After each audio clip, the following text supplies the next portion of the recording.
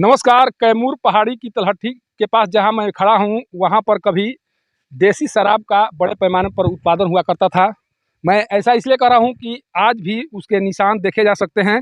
ये देखिए, जो उत्पाद किया जाता था, जो उत्पाद के जो तरीके हैं, ये जो गड्ढानुमा जो बनाया गया है, इसी में जो देसी शराब बनाने का काम चलता था, उसके निशान अभी भी यहाँ मौजूद हैं।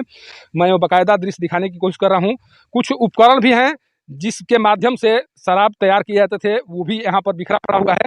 उसको भी मैं दिखा रहा हूँ। आप देख सकते हैं कि ये देखिए, ये जगह जगह पर इस तरह के ये ड्रम है जो बाकायदा इसी में स्टोर करके और इसी से तैयार किया जाता था। उधर भी ये बिखरा पड़ा हुआ है, चारों तरफ ये बिखरे पड़े हैं।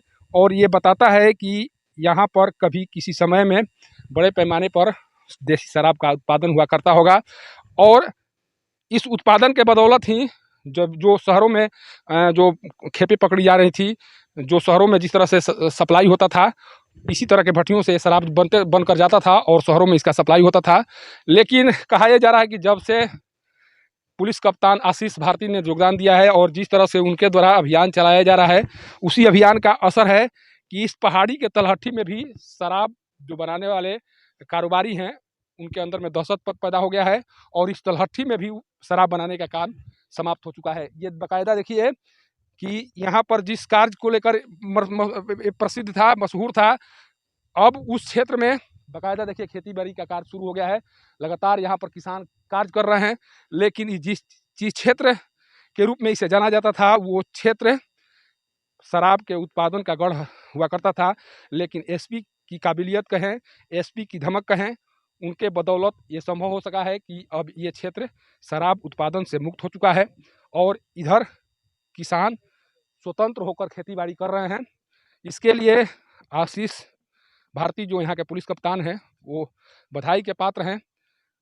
मैं ऐसा इसलिए कह रहा हूँ कि ये जिस तरह से जिस बड़े पैमाने पर शराब का उत्पादन हो रहा है, जो जहरीली शराब की बात आ रही है सामने, बहुत से लोग मर गए बिहार में जहरीली शराब पीने से।